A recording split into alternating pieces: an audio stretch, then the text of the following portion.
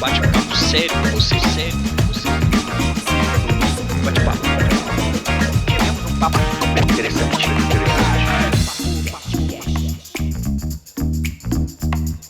Boa noite a todos, de volta em mais um podcast aqui pela NTV. Hoje trazendo um incrível médico, eu tenho que falar que é incrível, porque eu tenho conhecido um pouco mais sobre o seu trabalho, Dr. Leandro Alves, reumatologista. Seja bem-vindo. Muito obrigado, Dácio. Obrigado a todos pela audiência, né? Obrigado pelo convite. Quando você fala em audiência, nós entrevistamos ele em dezembro do ano passado. Ele falou, Dácio, muitas pessoas geraram ainda mais dúvidas depois da entrevista. Eu preciso voltar aí. Eu falei, então agora você tem que esperar, mas a gente vai trazê-lo de volta ao programa. Aqui estamos. Né? Excelente. A gente comentou essa semana, tivemos a oportunidade de bater um papo rapidamente, que nesse período de frio é quando a reumatologia, o seu consultório é mais requisitado. E a reumatologia é uma área da medicina muito necessária, mas pouco conhecida. Então vamos começar com a primeira pergunta, doutor Leandro. O que faz a reumatologia na medicina? O que faz o médico reumatologista? Então, essa pergunta ela é até um pouco difícil de ser respondida, Dácio. Por quê? A reumatologia é uma área muito ampla, né? Para ser reumatologista, o médico tem que fazer 6 anos de medicina, 2 anos de residência de clínica médica, então não é só formar e exercer a reumatologia. O médico precisa... Clínica médica como parte da residência?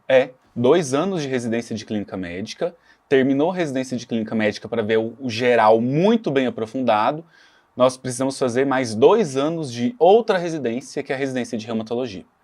Por quê? Como eu disse, a reumatologia é uma área muito ampla.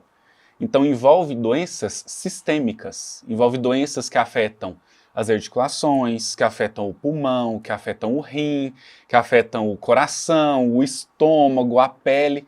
Então o reumatologista ele precisa ser um bom clínico para pegar essa experiência da clínica médica, do geral, e aplicar na área específica da reumatologia. A realidade do seu consultório, então, deve ser essa interação com os outros profissionais, com os outros colegas, de forma diária. Exato. Né? Muitas vezes esse paciente vai lá, mas ele deveria ter vindo aqui. Muitas vezes ele vem aqui, mas agora ele precisa ir até o seu colega que faz essa intermediação necessária para o diagnóstico mais preciso, correto? Isso. Corretíssimo. Muitas vezes o paciente chega no consultório encaminhado pelo oftalmo, por causa que algumas doenças reumáticas podem inflamar o olho, né?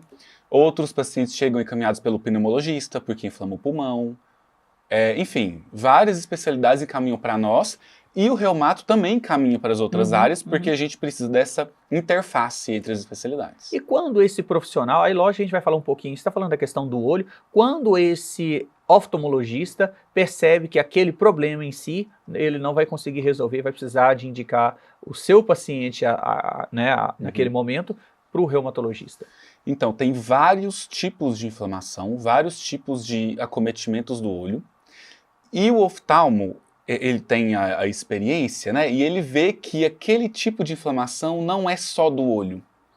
Às vezes, aquele tipo de inflamação está associado, por exemplo, com espondilite anquilosante. Agora, recentemente, trocou de nome, mudou para espondiloartrite axial. Eu consigo fazer a pergunta, tamanha complexidade, olha a complexidade da reumatologia. A espondilite anquilosante mudou de nome, né? Agora ela se chama espondiloartrite axial. Enfim, aí o oftalmologista vê a inflamação do olho, vê a uveíte que acontece em uma porcentagem dos pacientes com espondilite anquilosante e pensa, isso não é só olho, isso tem algo por trás, isso tem uma doença sistêmica que está provocando essa inflamação. Então, vou encaminhar para o reumatologista. Perfeito. Entendeu? Ou, por exemplo, o pneumo, não. Essa inflamação não é uma asma, não é uma enfisema, não é uma fibrose pulmonar idiopática, que a gente fala, que não tem causa. Provavelmente isso tem uma causa reumatológica. Mas então, o que levou o paciente até o pneumologista é porque ele estava com dificuldade para respirar, falta de ar, alguma coisa tosse. assim. Entendi. E aí vai investigar, tem uma artralgia, tem uma dor na junta, tem mais alguma coisa sistêmica e somando tudo a gente encaixa num problema reumatológico e o tratamento muda. essa dificuldade para fechar o diagnóstico, muitas vezes esse paciente, por não entender, e hoje existe aquele paciente que tenta entender porque ele viu vídeos na internet, né? TikTok. É muito comum, ele já chega no médico dizendo o que ele tem. Isso. Mas para aquele que tenta fechar, né, buscar uma solução para o seu problema, ele vai até um clínico geral. O clínico geral muitas vezes não encaminha direto para você, encaminha ele para o pneumologista, porque a queixa dele é falta de ar. O pneumologista, aí com informação a mais, acaba levando. Agora você imagina, só aí nós falamos de 3 médicos para conseguir, enfim, fechar o diagnóstico e, lógico, iniciar o tratamento. Sim, exatamente. E assim, como você disse, às vezes o paciente já chega com pré-diagnóstico, né, no consultório. A tecnologia facilita muito, porque apesar de a reumatologia gerar dúvidas, né, o que faz o reumatologista, quais são as doenças, cada dia que passa o paciente tem mais informação.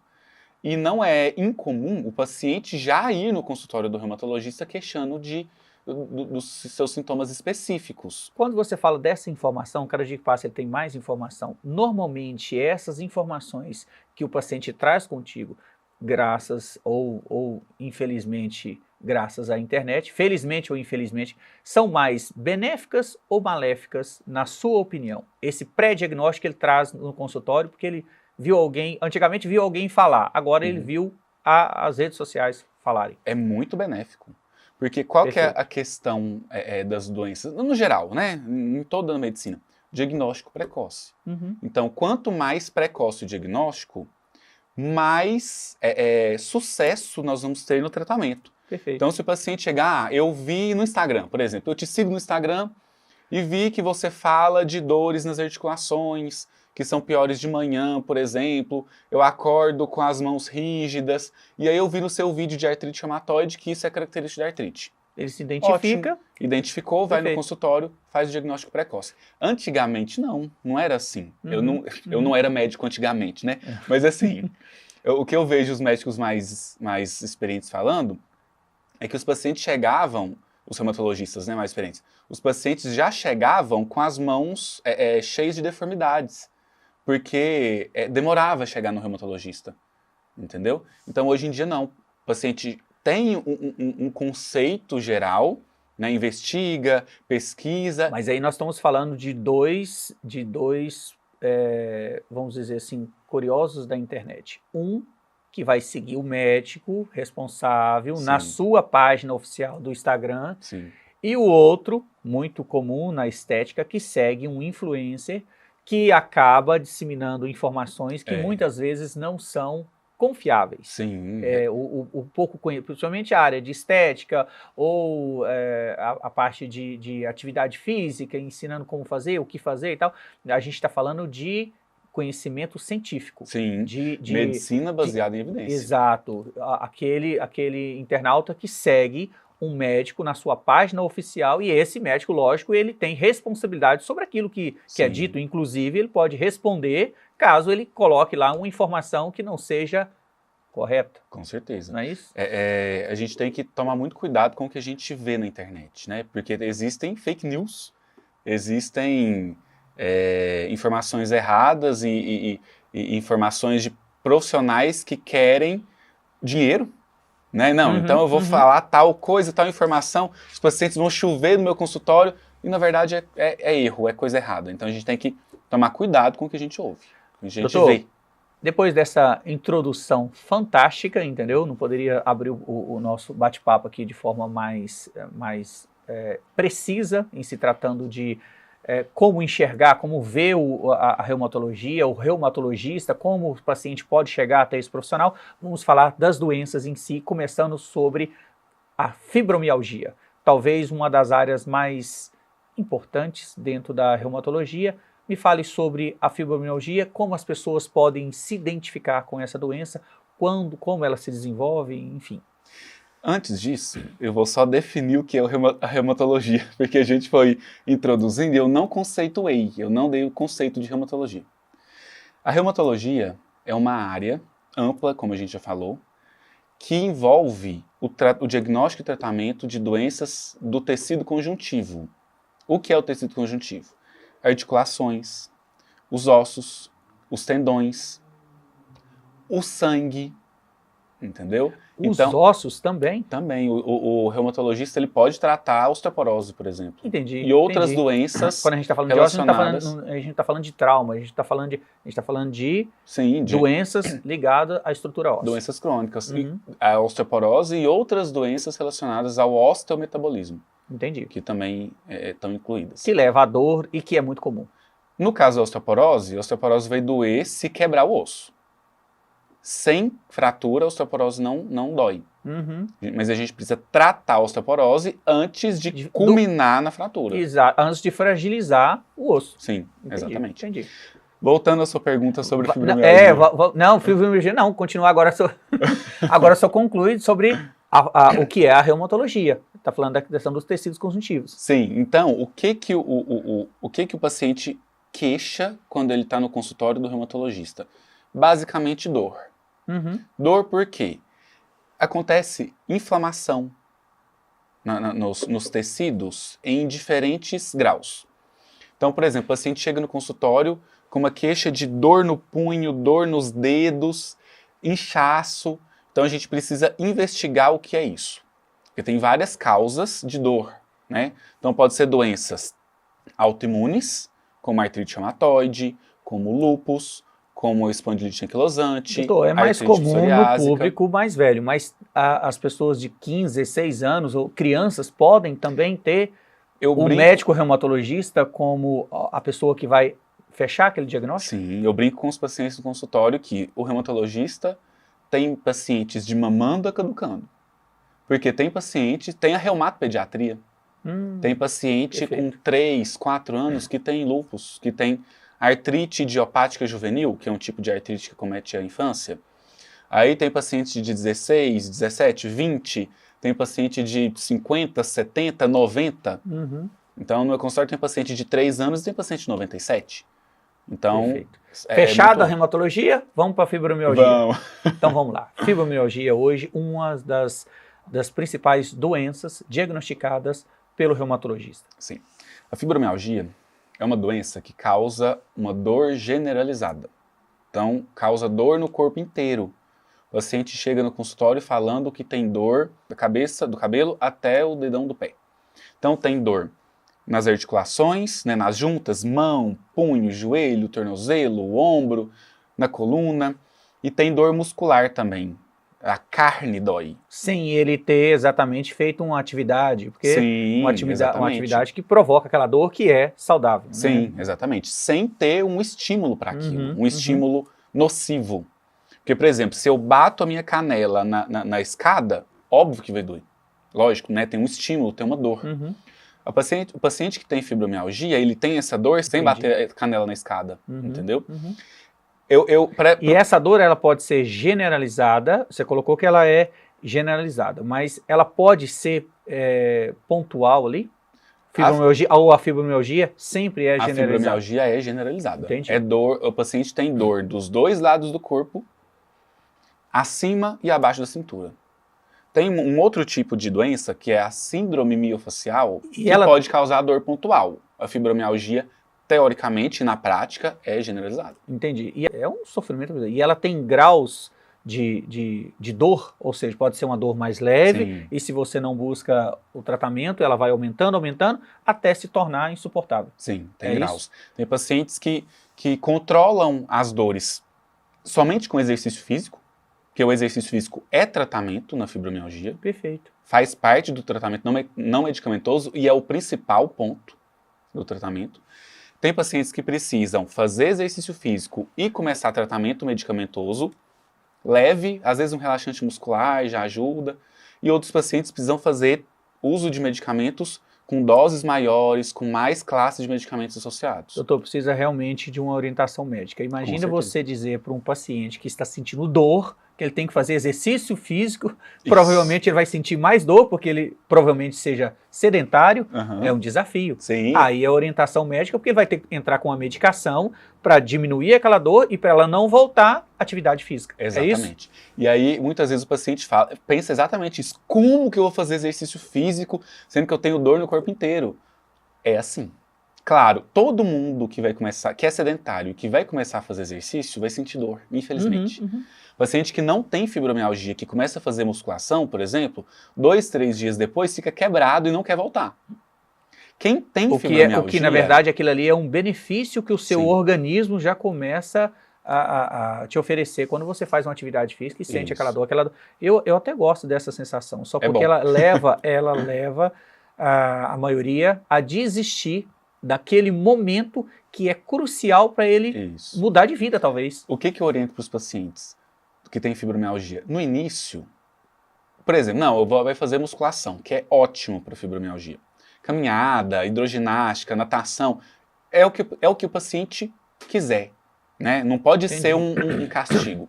O que eu oriento para os pacientes? Vai fazer caminhada, vai fazer musculação? Começa aos poucos. Vou fazer musculação, então fica, sei lá, 2, 3 semanas sem peso. Só começa a fazer os exercícios sem peso, para você sentir como que é.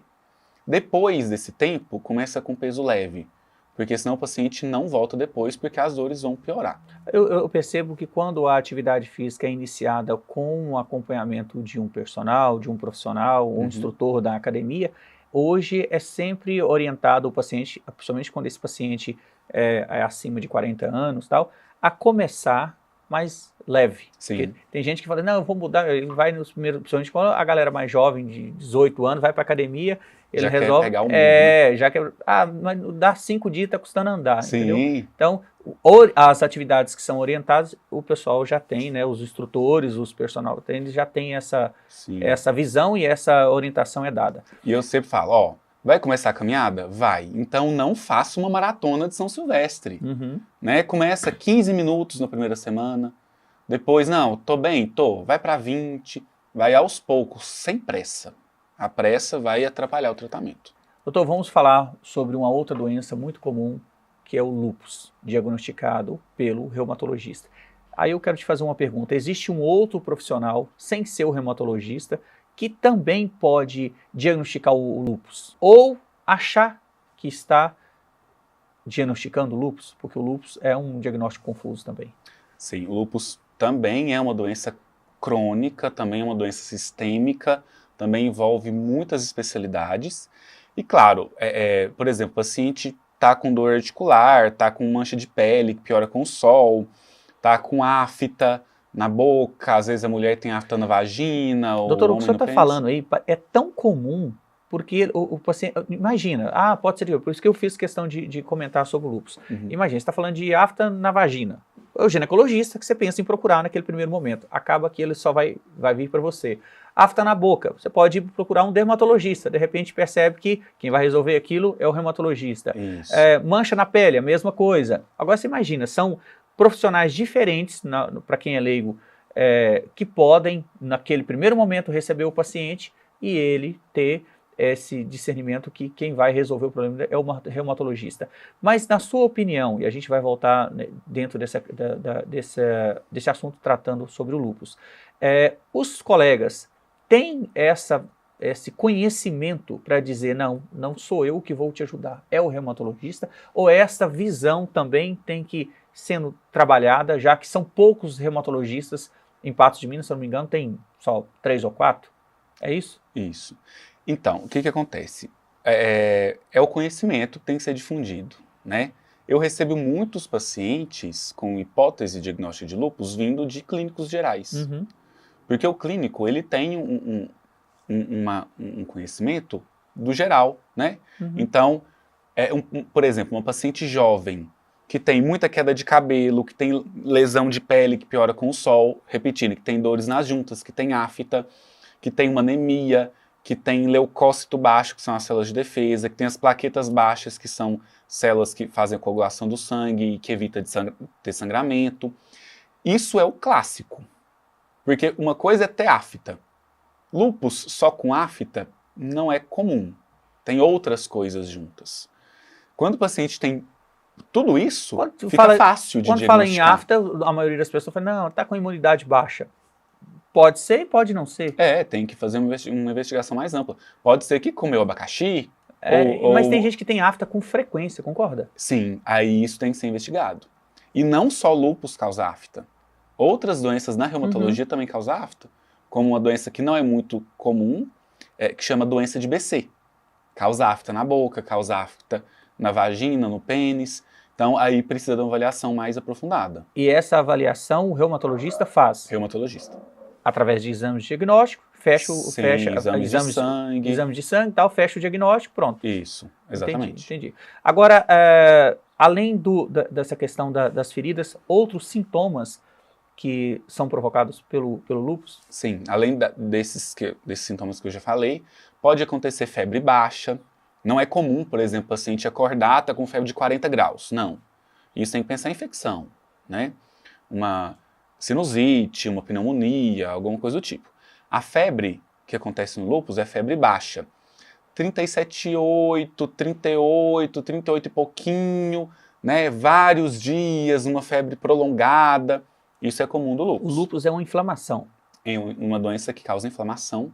É geral, em várias partes do corpo. E o lúpus é uma doença genética? Ele é uma...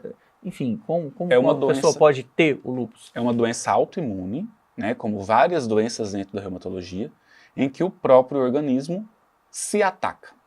O normal é o organismo ter células de defesa para defender o corpo de agentes agressores, como bactérias, vírus, sei lá, por exemplo, eu pego numa madeira, tem uma ferpa e meu dedo, entra a ferpa no meu dedo. Isso causa uma inflamação, porque o meu corpo está tentando expulsar aquele agente estranho.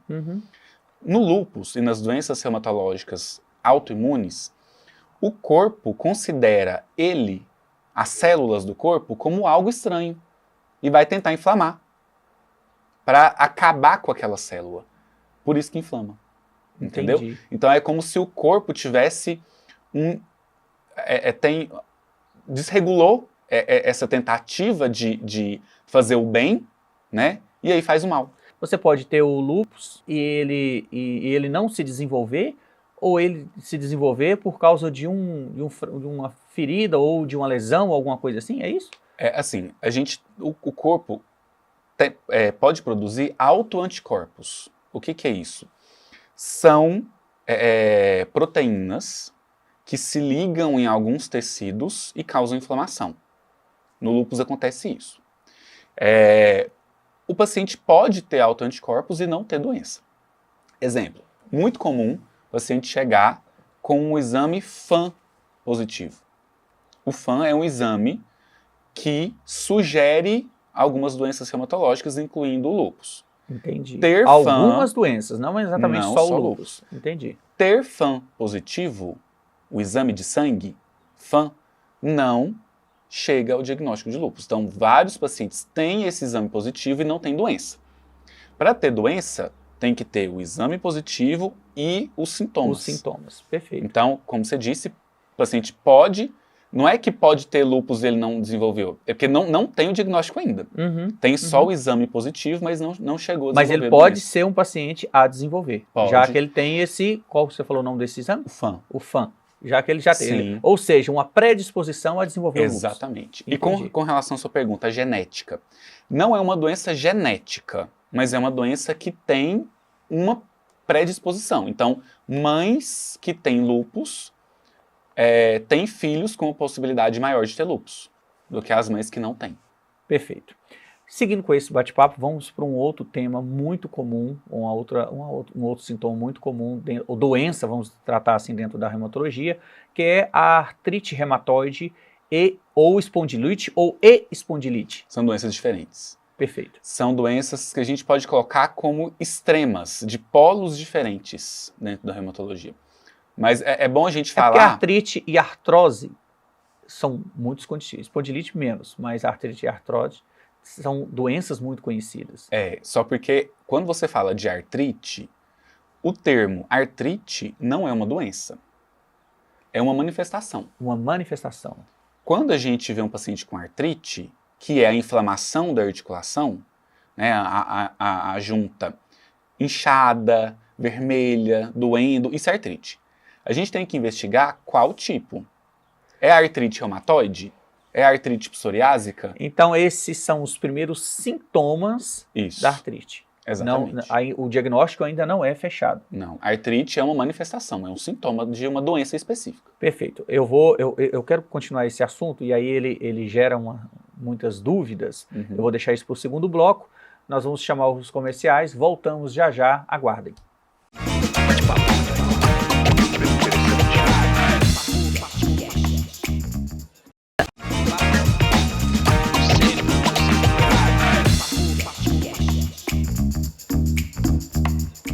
Voltamos com o segundo bloco no Papo Podcast, hoje entrevistando o Dr. Leandro Alves, médico, reumatologista, a segunda vez aqui no programa, necessário a segunda vez aqui no programa, porque depois da nossa primeira entrevista gerou tanta informação quanto dúvidas frequentes no seu consultório.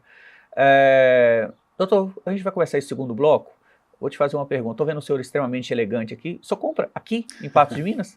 Compro bastante aqui em Patos. Eu estou te perguntando isso porque nós estamos desenvolvendo um trabalho junto à CDL, mostrando a força do comércio de bairro. Eu vou pedir à produção que solte as entrevistas que nós fizemos essa semana, mostrando a história e a força do comércio de bairro.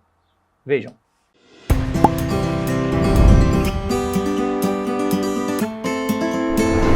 Maria José, me fala um pouquinho sobre a atividade do Gás Primos aqui na região. O Gás Primos está aqui há 21 anos na região, tomando conta da cidade inteira, com entrega em toda a cidade.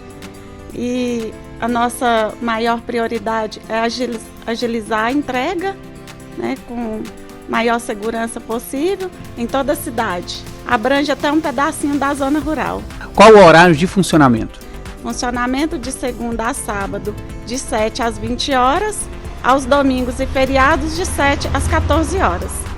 Além de gás, qual outro produto também vendido pelo Gás Primos? Entregamos o cilindro P45, que funciona em restaurantes, padarias e condomínios, e a água mineral de 20 litros. Quais os produtos da CDL e como a entidade ajuda no seu dia a dia? Com o serviço de proteção ao crédito, as campanhas, né, as campanhas anuais que tem durante o ano, inclusive já tivemos 2 ganhadores nas campanhas, e o serviço do BDMG. Pode contar o que os ganhadores ganharam na época? Posso.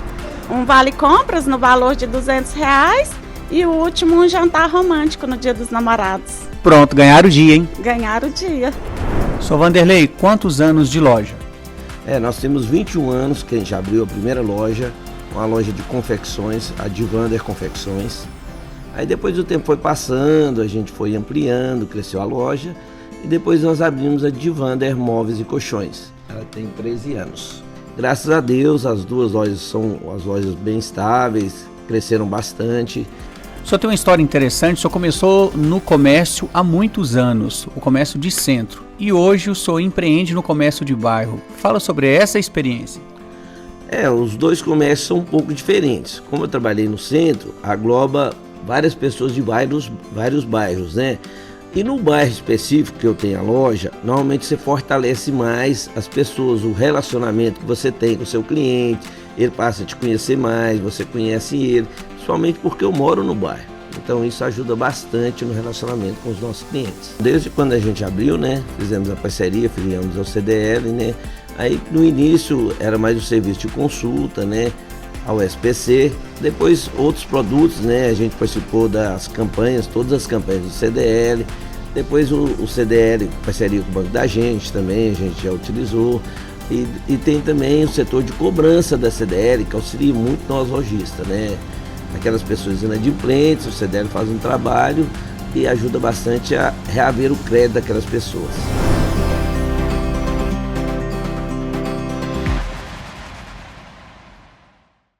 É isso aí. O trabalho que a CDL está fazendo é aproximar o lojista da CDL e também mostrar essas histórias incríveis de comerciantes de bairro que estão desenvolvendo o comércio em Patos de Minas e região, que alguns comerciantes atendem não só Patos de Minas, mas também algumas regiões. E toda semana nós vamos trazer histórias diferentes para contar aqui. Doutor, vamos voltar para o nosso bate-papo aqui. Para o segundo bloco, a gente precisa falar da diferença entre artrite e artrose. Embora o nome pareça ser igual, são coisas completamente diferentes. Explique melhor para a gente possa entender. Quando a gente fala de artrite, só artrite, isoladamente, a gente se refere a uma manifestação. A artrite não é uma doença. Porque quando o paciente tem o dedo inflamado, está inchado, está vermelho, está doendo, o punho, o tornozelo, isso é artrite. Aí nós precisamos investigar qual tipo de artrite que o paciente tem. É uma artrite que se enquadra na artrite reumatoide? É uma artrite psoriásica? É uma artrite infecciosa? Vamos devagar, tenta explicar essa. Vamos por partes. Simplifique, fale o nome e simplifique os sintomas, vamos dizer, para as pessoas entenderem melhor. A artrite reumatoide, eu acho que a gente até vai falar sobre ela especificamente, é uma doença crônica que inflama várias inflamações de um jeito contínuo, crônico. A artrite psoriásica o paciente tem artrite e tem associação com psoríase, que é aquela lesão de pele que causa muita vermelhidão, coceira. Então, é artrite relacionada à psoríase, é artrite psoriásica. Outras condições causam artrite também. Artrite infecciosa, por exemplo, é uma dengue. A dengue causa muita artrite. Entendi.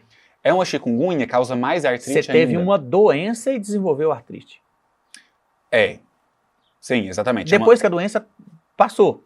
Nem sempre. Tem paciente que tem dengue e fica com uma artrite crônica. Tem paciente com chikungunya, é até interessante você falar isso. A chikungunya cronifica muito a artrite, cronifica muito as dores. Então, muitos pacientes precisam tomar a medicação contínua, porque senão fica com artrite sempre. A artrite sente dor? A pessoa sente dor? Muita dor. Dor pontual, ou também é generalizado? Dor onde tiver artrite. Então, por exemplo, eu tô com uma artrite de punho. O punho tá inchado, tá vermelho, aí dói. Tá, entendeu? mas pode ter sintomas visíveis, inchaço, vermelhidão, ou simplesmente só a dor? Pode ter só a dor. No caso, por exemplo, às vezes o paciente tem uma artrite reumatoide. O paciente pode não ter artrite, pode não ser visível, mas pode ter dor. Aí a gente chama de artralgia. É a dor na artrite reumatoide. Aproveitar e fazer uma consulta aqui. De vez em quando, às vezes passo 3, 4 meses sem sentir nada. E também não faço nada e a dor vai embora. E de repente, esses dias eu tô com isso.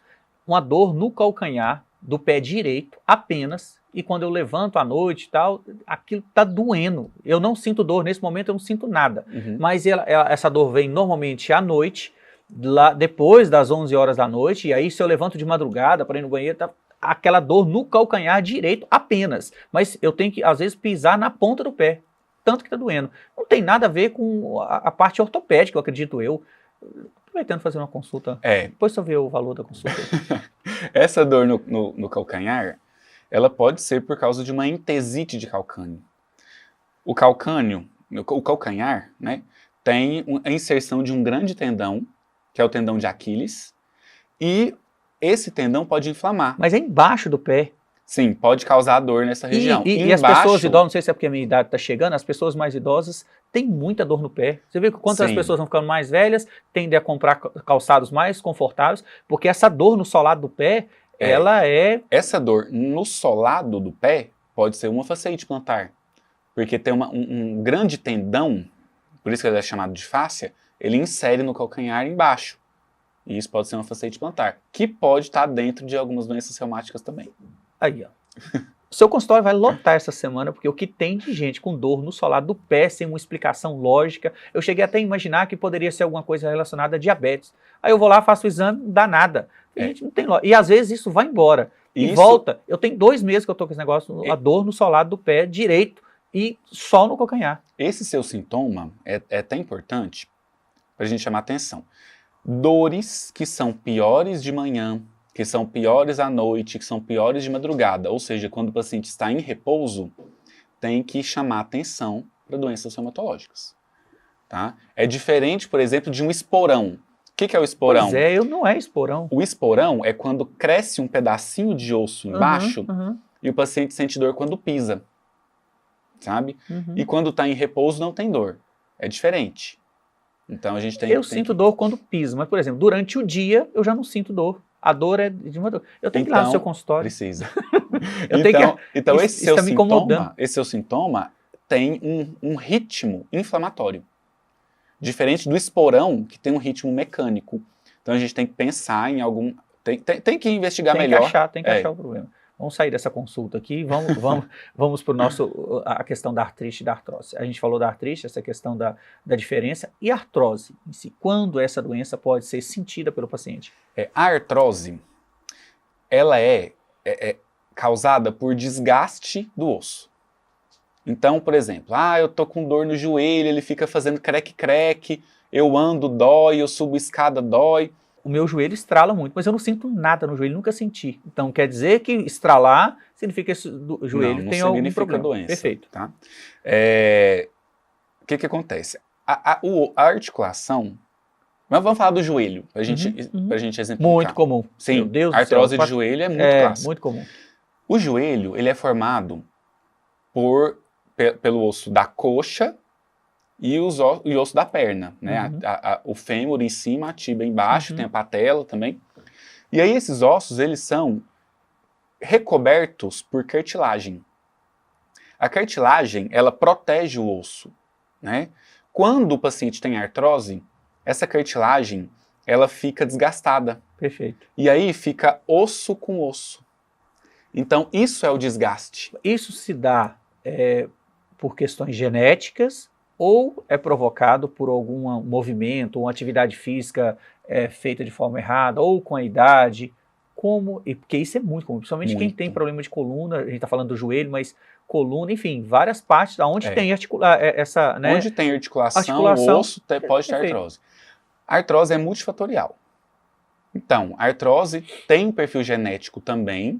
Então, por exemplo, quando o paciente é jovem e tem artrose de joelho, eu sempre pergunto, na sua família tem pacientes que têm artrose? A grande maioria das vezes, sim, tem. Então, a genética é um ponto muito importante no desenvolvimento da artrose. Outra coisa, peso. O peso é um grande fator de risco para desenvolver artrose, principalmente de joelho. Tanto é que no tratamento da artrose, né, que a artrose é o nome mais comum, o nome científico é osteoartrite. Mas enfim, vamos falar artrose. Mais comum. Mais comum. O tratamento principal da artrose é perda de peso. Porque vamos imaginar o joelho, ele recebe o peso do corpo todo. Então, o peso vai desgastando, vai impactando o joelho e a cartilagem que já está desgastada vai desgastando cada vez mais. Então, muito importante, perder peso e novamente... Perder o peso vai dar um alívio naquela estrutura toda ali. Perder Entendi. peso e fazer exercício. Por quê? A gente precisa fortalecer a coxa. O músculo que está ali em volta para aliviar o peso dissipar, sabe? Para o peso não ir direto para o joelho e piorar a artrose. Mas aquela parte que está desgastada, a gente está colocando isso, e aí eu vou pedir que a produção coloque uma imagem que ilustra melhor o que a gente está falando, bem como os outros temas que nós também tratamos, mas essas imagens vão ajudar as pessoas a entenderem melhor. Essa parte desgastada, existe tratamento para voltar a construir esse tecido necessário naquela região ali, ou o que vai fazer é só aliviar? Não há hoje vamos dizer, um medicamento ou alguma coisa que faça uma reconstrução desse tecido, dessa cartilagem destruída? Isso é um grande desafio. Eu fui num congresso recente, eu vou bastante em congresso, e teve um professor que tem 40 anos que ele é reumatologista e tem 40 anos que ele palestra sobre artrose. E ele falou que a aula que ele deu nesse congresso, que foi ano passado, foi a mesma que ele deu há 30 anos atrás. Então, assim... Infelizmente. Tem vários estudos em andamento, né, falando sobre essa regeneração da cartilagem, mas, infelizmente, é difícil a gente regenerar o que já se foi. E o que a gente faz? Se conseguíssemos fazer isso... quem está na cadeira de roda, por exemplo, teria esse tecido, né, reconstruído. A gente está falando de células-troncos, que já há anos vem se falando sobre a possibilidade, e as células-tronco poderia ser uma saída, para reconstruir esse tecido, mas a realidade nossa ainda não é. A realidade atual nós precisamos tratar para o paciente não piorar esse desgaste, né, e tratando a dor reduz. Né? Porque muitas vezes, quando a artrose é muito grave, o paciente tem uma inflamação muito, muito intensa naquela região. Então a gente trata a inflamação com medicamentos, desinflama e o paciente tem uma melhora da qualidade de vida. Tem alguns medicamentos que a gente pode infiltrar. A gente está falando de joelho porque é mais fácil de visualizar. Mas tem artrose de mão, de tornozelo, de pé, muito comum. de coluna, tem infiltração.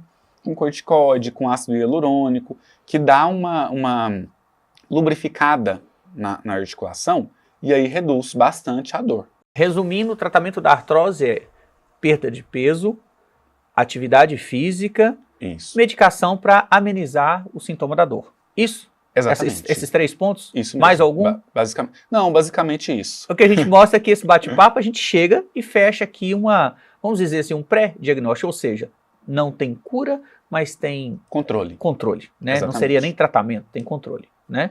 Mas é o tratamento, né? Porque o paciente tem uma melhora É um da qualidade tratamento de vida. para levar a um controle e a uma qualidade de vida melhor, Sim.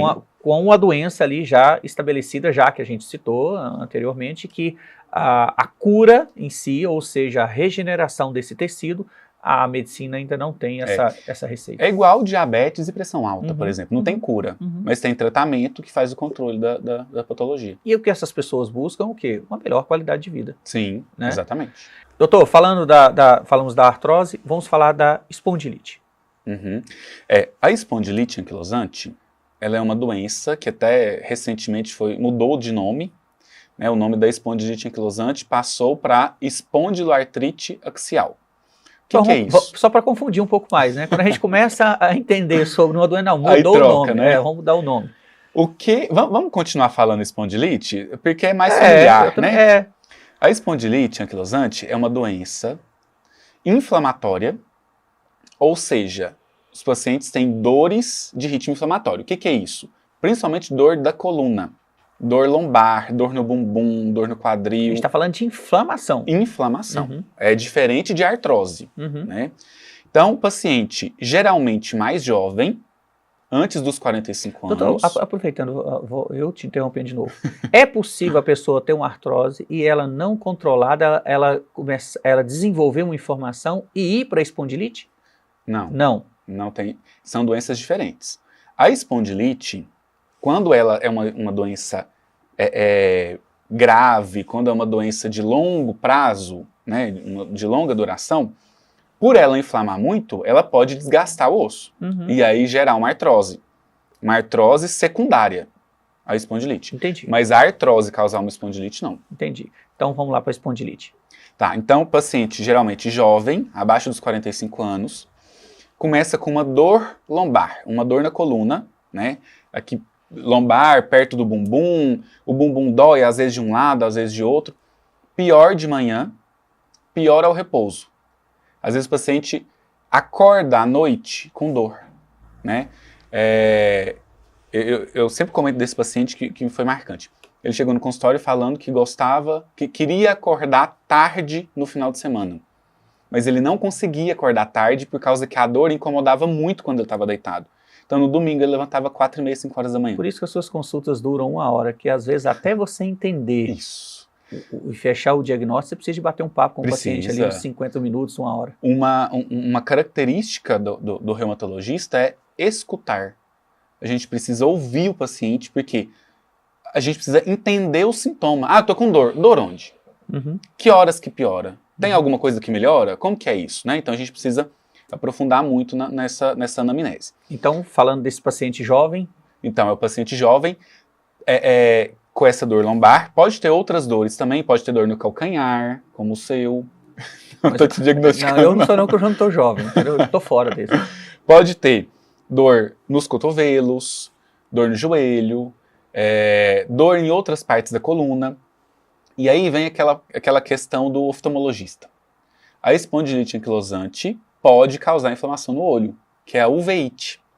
O paciente começa a ter o olho muito vermelho, com ardência, com fotofobia, ou seja, a claridade gera muito incômodo. Pode ser uma uveíte da espondilite anquilosante, pode ser uma conjuntivite, pode ser uma alergia, né? Então tem várias possibilidades. Uhum.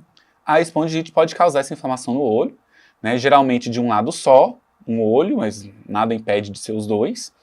E essa inflamação, a uveíte, ela pode ser grave a um nível de fazer o paciente perder a visão.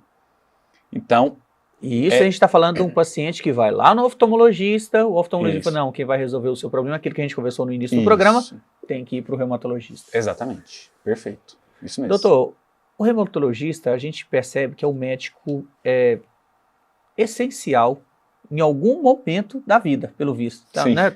A gente ainda falta algumas coisas para a gente falar aqui. Deveria ter esse profissional dentro do Sistema Único de Saúde. Muito pouco visto. Aqui em Patos de Minas, tem reumatologista pelo SUS ou não? Tem profissionais que atendem reumatologia, né? Com uma certa dificuldade de agendamento, sabe? Às vezes o paciente vai na consulta, precisa voltar, não em tempo hábil, sabe? Então tem uma dificuldade grande. Então, aproveitando, a gente precisa falar sobre gota. Sim. Muito comum, uma dor provocada, aí você vai explicar por que as pessoas conhecem a doença, mas muitas vezes não conhecem o que provocou essa doença. A gota, ela é uma doença que também causa artrite. Então é aquela pessoa pergunta só, o diagnóstico de artrite. Tá, mas se o paciente tem uma artrite, a gente tem que investigar. E a gota causa artrite, né? O dedo fica inchado, o joelho vermelho, com uma sensibilidade muito grande, muita dor. E a gente não consegue dobrar, se acontece nos dedos, você não consegue dobrar o dedo, tamanho inchaço. E muitas vezes... E dói muito, né? Sim, muito. Muitas vezes o paciente, quando tem uma doença mais arrastada, de longa duração, tem a formação de tofos gotosos, que nódulozinhos de ácido úrico. Fica nódulos nas articulações. A gota nada mais é que o excesso de ácido úrico no sangue. Isso, exatamente. O ácido úrico, ele vem de diversos alimentos. Excesso de carne vermelha, cerveja, condimentos, né, tipo ketchup, maionese, salame, salsicha, presunto, isso tudo aumenta o ácido úrico. A cerveja com excesso, principalmente. Eu conheço exemplos. Não sou eu. Não próprio. Mas conheço pessoas que tiveram um problema sério provocado pela gota pelo excesso de cerveja. Então, tendo esses alimentos, consumindo esses alimentos, o ácido úrico aumenta no sangue. E o ácido úrico, ele cristaliza e deposita na articulação. Como a gente já falou, o organismo ele é muito inteligente. E quando tem algo estranho, ele tenta inflamar para acabar com aquilo. Então, o ácido úrico cristalizado na articulação causa inflamação, porque aquilo não é próprio da articulação. Por isso que inflama. E isso, esse cristalizado pode levar a outros problemas mais graves, como, por exemplo, o infarto?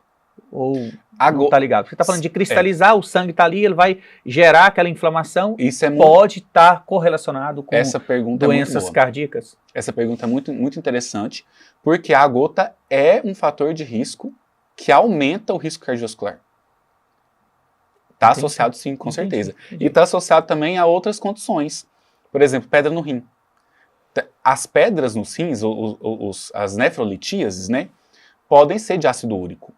Então a gente precisa controlar o ácido úrico para evitar de ter cálculo renal. E diferente da artrite que a gente comentou, a gota tem, aí sim, tratamento. Diagnóstico, fechado o diagnóstico, tratamento que vai além de... Então, hoje, o paciente diagnosticado com gota, qual é o tratamento indicado? O que ele precisa ter? E qual o exame feito para fechar esse diagnóstico? Sempre os tratamentos são medicamentosos e não medicamentosos, né?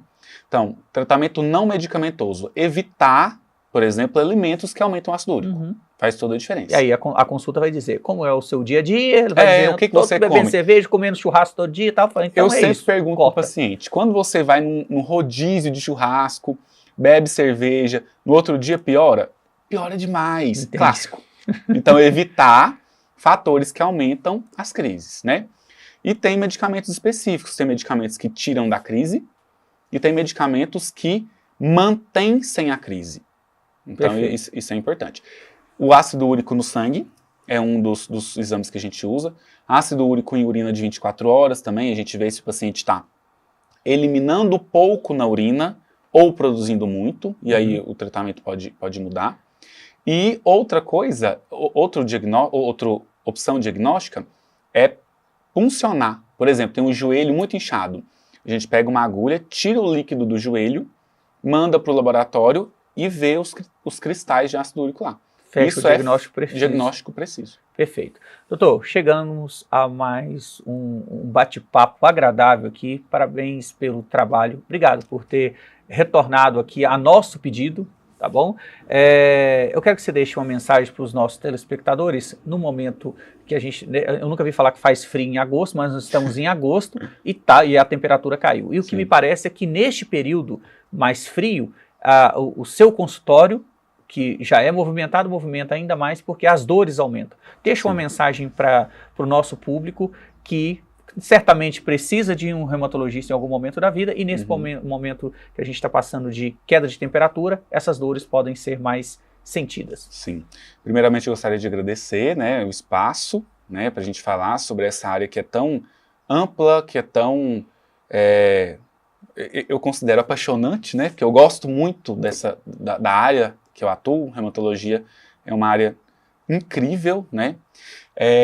E com relação aos pacientes, dor não é normal, né? Eu tô com dor, tem 20 anos. Mas essa dor é antiga, né? Nunca resolveu, não vai resolver agora. Mentira. Né? A dor é um alerta que o organismo alerta. está te dando uma chance, talvez uma segunda chance que o organismo está te dando de mudar o ritmo de vida, muitas vezes. A dor é o corpo gritando, né? Me socorre, tem algo que não está bem. Então, dor não é normal, dor que piora no frio não é normal. E por que a dor piora no frio? Porque as articulações, as juntas, elas são vascularizadas, né? Tem veias, tem artérias que ficam ali nutrindo as articulações. No frio, tem uma vasoconstrição. Então, os vasos, eles reduzem o calibre, e isso diminui a vascularização da junta, por isso que dói mais. Da junta, do músculo, do tendão, né? Então, por isso que dói mais no frio. Então, dor não é normal. Tendo dor, procure o médico, procure o reumatologista, porque pode ser que você tenha uma doença reumatológica, comece o tratamento e a qualidade de vida melhora bastante. Perfeito. Chegamos ao final de mais um Papodcast aqui pela NTV. Hoje nós entrevistamos o Dr. Leandro Alves, médico reumatologista. No final do nosso bate-papo aqui, ele falou sobre a questão da gota, e essa questão da gota muitas vezes provocada pelo excesso de bebida alcoólica. Não vamos falar só da cerveja, mas bebida alcoólica.